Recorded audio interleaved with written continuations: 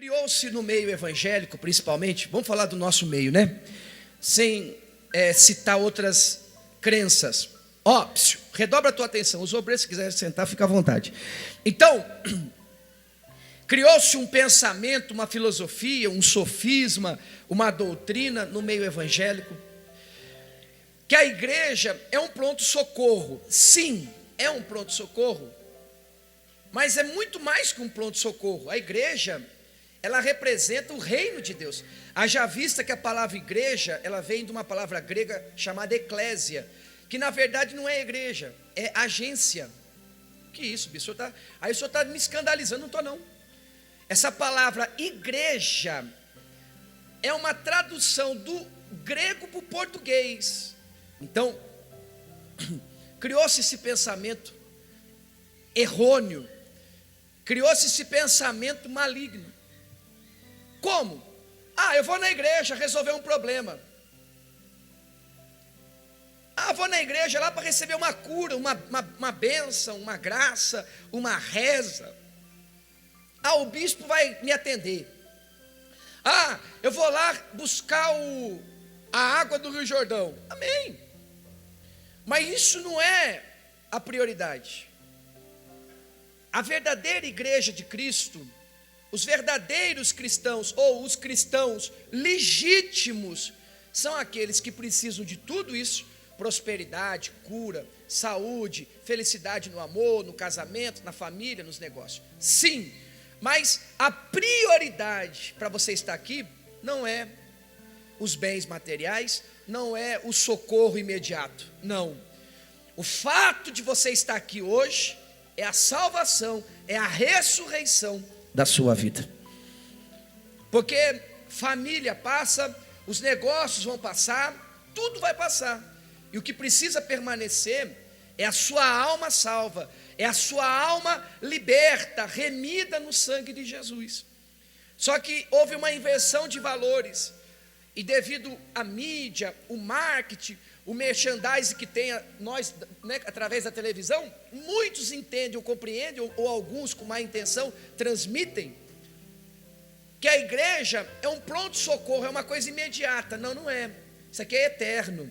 Uma vez que você assumiu a sua fé em Cristo, isso não é para essa vida apenas, mas para toda a eternidade. É para depois do túmulo, é para depois do cemitério, é para depois da morte. Quem está compreendendo? Eu vim hoje na igreja para resolver um problema. Você está errado. O senhor pode me provar na Bíblia? Claro, vou provar agora. Olha o que diz a palavra de Deus em 1 Coríntios, capítulo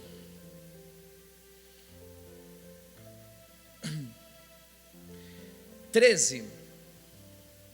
Olha o que o Espírito Santo fala aqui, E se não existe ressurreição de mortos, então Cristo não ressuscitou.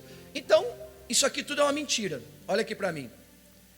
Se Jesus Cristo não venceu a morte, desde a hora que você entrou, desde a hora que eu estou aqui, isso aqui tudo é um engano, tudo uma mentira. Agora eu pergunto para o senhor e para a senhora: você acha que isso aqui é uma mentira? Quem crê que Jesus Cristo venceu a morte? Quem crê que o Espírito dele na tua vida faz você vencer a primeira morte, que é a física, e a segunda morte, que é a espiritual? Quem crê nisso? Então, mas o diabo, ele cria filosofias, até dentro das igrejas, a ponto de ter igreja que não acredita mais em ressurreição. Não. Eles tiram a maior esperança do coração do ser humano. A minha maior esperança, pessoal, não é ficar rico, porque isso eu sei que trabalhando, guardando, economizando, então eu sei que isso vem. Eu sei que se eu cuidar do meu corpo, com uma boa alimentação, com exercício, eu vou ter saúde.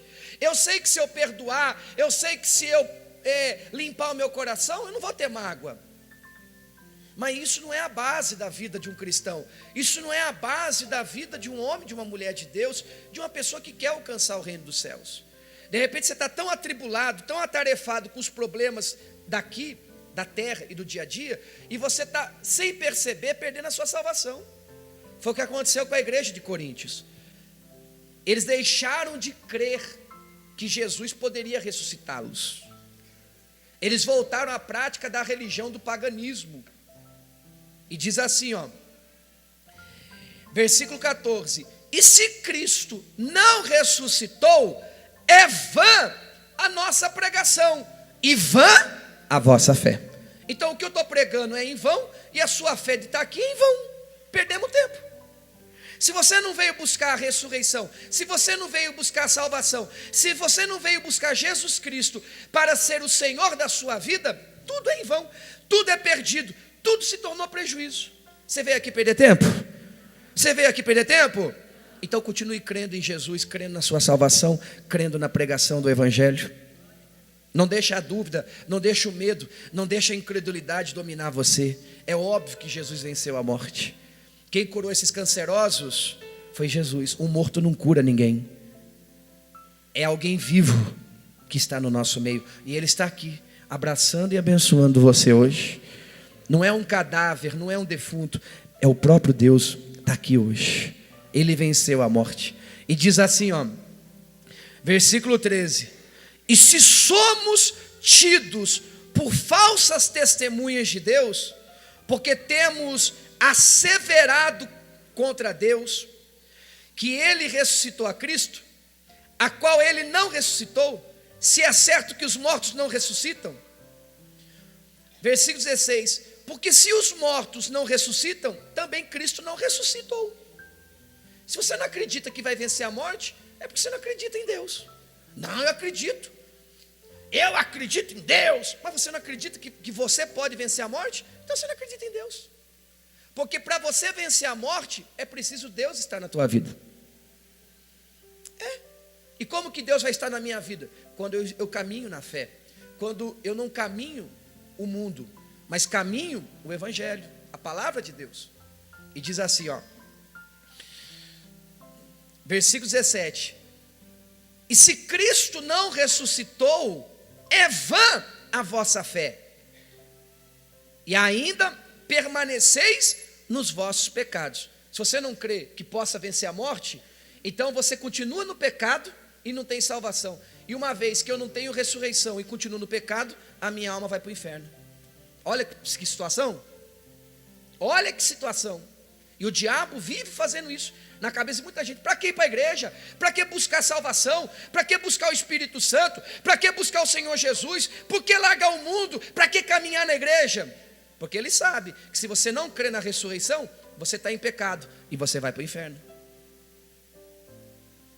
E isso foi escrito há 2000 anos atrás, que o mundo não era tão moderno, que o mundo não era tão degradante como é hoje.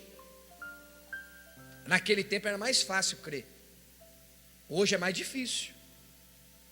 Então hoje a tendência é a pessoa perder mais facilmente a sua salvação. E diz assim, ó, versículo 18: e ainda mais os que dormirem em Cristo perecerão. Imagine quantas pessoas que morreu acreditando em Jesus, acreditando na salvação e acreditando na ressurreição. Então aquelas pessoas perderam tempo. Elas não vão ser ressuscitadas no dia no grande dia? Claro que vão. A pessoa que morreu ontem crendo em Jesus Cristo, ela já ressuscitou dentre os mortos. Ela já venceu a morte. Porque quem morre com Cristo não morre, dorme. Está vendo o que ele falou aqui? E ainda mais, os que dormiram em Cristo. A pessoa que não serve a Cristo, ela morre. A morte física e a morte espiritual. E perde a salvação. Mas aqueles que entregam a vida para Jesus Cristo, não morrem, dormem. Para acordar para o reino dos céus. Quem está entendendo a palavra? Amém, gente? Muito bem. Agora essa aqui é o versículo mais lindo da Bíblia que eu acho. Isso é base do dia que eu me converti. Numa quarta-feira que eu fui batizado com o Espírito Santo. O pastor pregou esse versículo. E é o que eu carrego no coração. Mesmo sendo um homem pecador, cheio de falhas. Mas essa palavra ela é viva dentro de mim, porque o meu Senhor é vivo, Ele não morreu. Ele dormiu e ressuscitou dentre os mortos. E diz assim, ó, versículo 19: se a nossa esperança, se a nossa o quê? Se a nossa o quê? Em Cristo se limita apenas a esta vida, somos os mais infelizes de todos os homens. Tem gente que crê em Deus só para prosperar, só crê em Deus para receber uma cura, só crê em Deus para restaurar um casamento, só se preocupa com essa vida. Está errado. Se a sua esperança se limita apenas a esta vida, a Bíblia está dizendo que você é a pessoa mais infeliz que existe. Mais infeliz. Se a sua esperança é só alcançar alguma coisa nesta vida, se considere a pessoa mais infeliz. E diz assim, ó: somos os mais infelizes de todos os. Por isso que você vê muito cristão infeliz, porque a esperança dele é só para remediar alguma coisa nesta vida, é só para resolver um problema nesta vida. Por isso que vive infeliz e não tem a alegria do Espírito Santo. Quando você continua lutando nesta vida, mas determinado a ter a vida eterna, você é a pessoa mais feliz. Você pode passar a luta que for, você pode passar a humilhação que for, Deus é contigo. Você sabia que Maria Madalena e o apóstolo João não acreditaram que Jesus ressuscitou? A esperança deles fracassou, mas Pedro teve esperança por causa de um sinal. E Deus vai entregar um sinal para você hoje, que vai se tornar um símbolo de que Cristo vai voltar para te salvar e salvar a sua casa. Abre aí em João, pode glorificar o nome de Jesus. Abre em João capítulo 20. A esperança de Maria Madalena e de João se limitou a esta vida. Sequestraram, raptaram, roubaram o corpo do meu Senhor. Pedro, quando ouviu, falou: peraí, o corpo de Jesus não está no túmulo? Dentro dele nasceu uma esperança. Eu vou lá, e um sinal vai me mostrar se ele está vivo ou se ele continua morto. Se ele está vivo, andando pela terra, ou se o corpo dele foi sequestrado. Um sinal. Muito bem, olha o que diz aí, ó. A ressurreição de Jesus. No primeiro dia da semana. Qual é o primeiro dia? Segunda nada. Segunda já fala, é segundo, não é já o primeiro. Qual é o primeiro dia, Jovita? Qual é o primeiro dia, Juvenal? Aí não responde, meu nome é Alfredo. Que Juvenal, o quê? É Juvenal e vai ser agora. Brincadeira. Ó, o primeiro dia da semana é domingo. O segundo dia da semana, logo diz, é segunda. E diz assim, ó: no primeiro dia da semana, domingo pela manhã, Maria Madalena foi ao sepulcro de madrugada, sendo ainda escuro, e viu que a pedra estava revolvida, quer dizer, a tampa do túmulo estava mexida. Então correu e foi ter com Simão Pedro. A fofoca já é daquela época. Então correu e foi ter com Simão Pedro e com outro discípulo a quem Jesus amava, no caso João, e disse-lhes: tiraram do sepulcro o Senhor e não sabemos onde o puseram. Quer dizer, ela já jogou a toalha. A esperança dela foi por água abaixo. Por quê? Ela achou que tinha roubado o corpo de Jesus. Ela não creu, ela não tinha esperança que Jesus venceu a morte. Mas Pedro ouviu. O João até que também não acreditou não, mas o Pedro ficou no coração dele. E diz assim, ó, versículo 3: saiu, pois, Pedro e o outro discípulo e foram ao sepulcro. Ambos corriam juntos, mas o outro discípulo correu com mais pressa do que Pedro e chegou primeiro ao sepulcro. Pedro foi calmo, Pedro foi tranquilo, Pedro estava seguro. Pedro sabia, falou: eu vou chegar lá e vai estar confirmado o que eu quero ver. Se aquilo estiver lá, está provado que Jesus está vivo. O outro foi desesperado. É aquela pessoa que não analisa, é aquela pessoa que vem para a igreja, ela não equilibra o pensamento. Eu quero um milagre, eu quero um milagre, eu quero a minha bênção. Calma, senhora, ouça a palavra, ouça a pregação. Calma, há esperança, há solução. Mas ela não consegue, com desespero. Então Pedro foi tranquilo. Maria já tinha jogado a toalha, a Madalena. João foi correndo que nem um doido. Olha o que aconteceu. Versículo 5: e abaixando-se, viu os lençóis de linho, todavia não entrou. Todavia o quê? Porque a esperança dele morreu ali na porta do túmulo. É aquela pessoa que chega na igreja, na porta ali ela já desanima. Na porta ali ela já joga a toalha. Basta receber uma notícia, ela já joga a toalha. A esperança dela morre. A esperança dela parece estar com os dias contados, é igual um relógio, bomba. Já está contado. Versículo 6. Então, Simão Pedro, na fé, tranquilo, porque Pedro tinha negado Jesus. E ele estava atribulado. Ele estava o quê? Porque se Jesus morresse e continuasse morto, ele seria uma pessoa que ajudou a matar Jesus. Ele seria condenado. Mas se Jesus estivesse vivo, a esperança dele não teria morrido. Então os pecados dele seriam perdoados, ele teria direito à salvação. Então ele falou, não, Jesus está vivo, só basta um sinal. E diz assim, ó. Então Simão Pedro, seguindo, chegou e entrou no sepulcro. Ele também viu os lençóis. Mas olha o detalhe, olha o sinal. E o lenço. E o quê? O que tinha lá?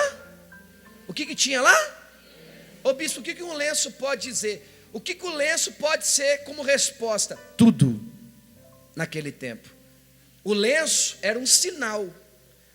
Pedro, quando soube que Jesus não estava no túmulo, ele falou no coração dele, eu vou lá. Se o lenço estiver lá, é uma resposta. É uma resposta, é um mistério, é um enigma, é uma revelação. O que esse lenço pode dizer? Vamos lá. E o lenço que estivera sobre a cabeça de Jesus, e que não estava com os lençóis, mas deixado num lugar à parte. O lenço estava num lugar, os lençóis estavam tudo bagunçado lá, mas o lenço estava dobrado no cantinho. A tradição dos judeus, Jesus era judeu, Maria Madalena era judia, João e Pedro eram judeus, israelitas de nascimento. A tradição deles, a cultura deles, a educação deles é assim. O Senhor, um patrão, quando vai fazer a sua refeição, o seu jantar, o seu almoço, quando ele recebe um banquete, o funcionário ou escravo, o servo que serviu aquela comida, que colocou na mesa a comida, a sobremesa, os talheres, os pratos, os jarros, as taças, os copos, os lenços, os guardanapos, a toalha, o cobre-manche da toalha, as cadeiras, tudo arrumadinho, que preparou o funcionário ou o escravo, o servo, ele ficava de longe, lá longe, bem longe, só de canto de olho, tipo um mordomo, observando o patrão dele, o chefe dele, o senhor dele, o amo dele, comer. Enquanto o patrão comia, ele ficava numa expectativa, numa esperança, será que ele vai gostar? Será que ele vai se agradar do serviço que eu prestei a ele, do atendimento que eu ofereci a ele? Será que eu ofereci excelência para ele? Ele ficava lá.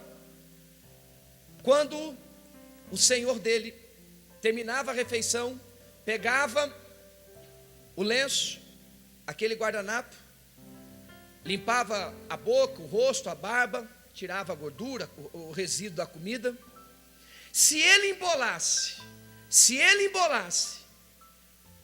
aquele guardanapo, aquele lenço, e jogasse no meio da mesa, no meio dos pratos, dos talheres, no meio lá das bandejas, se ele jogasse, ele estava dizendo para o servo dele, eu terminei. Mas foi normal. Não sei se gostei, não sei, normal. Mas se ele se limpasse com o seu lenço pessoal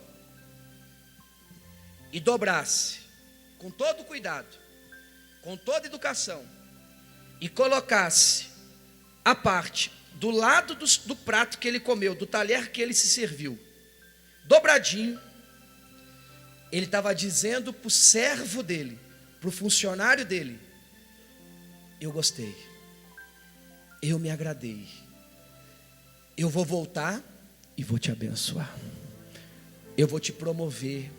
Então Pedro, quando ele entra no túmulo de Jesus, a preocupação dele era esta: se Jesus se agradou, se Jesus estava feliz, se Jesus estava vivo, se Jesus ia voltar para trazer a ele a salvação, a bênção que ele tanto necessitava. Aquele lenço, olha para mim por favor, psiu. Aquele lenço simbolizava a esperança dele. Quando Pedro entrou ali, olha o que aconteceu. Ele chamou: ô João, você desistiu? O diabo te enganou, João?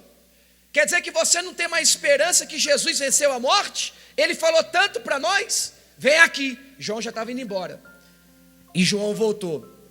E olha o que diz no versículo 8: então entrou também o outro discípulo que chegara primeiro e que desistiu ao sepulcro. Ele viu e creu. Ele viu, porque ele viu o lenço. Ele viu o quê?